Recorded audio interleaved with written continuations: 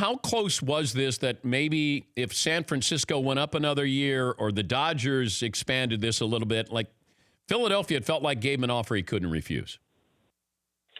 It got to that point at the end, Dan. And that was the thing. This thing stretched out as long as it did because he was just waiting to get not only the commitment in years and in dollars, but the feeling that he's getting what he wants.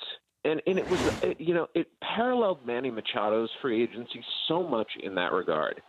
These guys both went into free agency believing they were worth a particular number. And they wanted to hit that number. For Manny Machado, it started with a 3. And for Bryce Harper, it started with a record. And in the end, both of them got what they were looking for.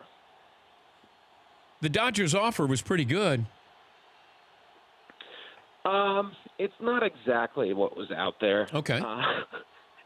I think that I think the $45 million a year for 4 years that's out there is exaggerated. It was, from what sources have told me, though, something that would have paid him in the first couple of years potentially $40+ million and included an opt-out after that second year. And it's a really interesting thing to consider, Dan, because let's just look at this mathematically if we can. I know math is hard. I know math is not fun. But just for a second, let's look at this. Let's say that Bryce Harper would have gotten paid $42.5 million each of those first 2 years.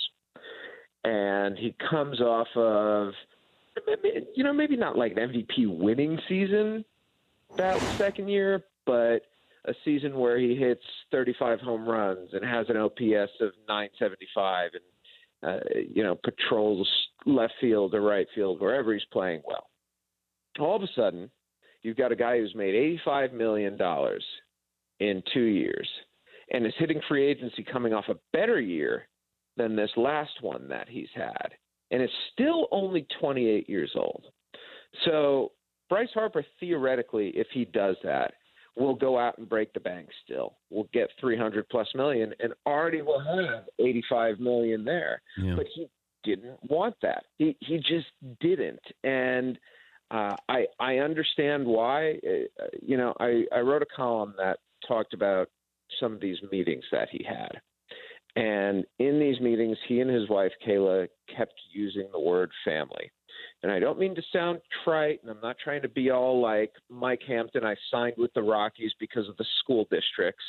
But, I think this really mattered to Bryce Harper, feeling love and wanting to commit to a place because he has no opt-outs.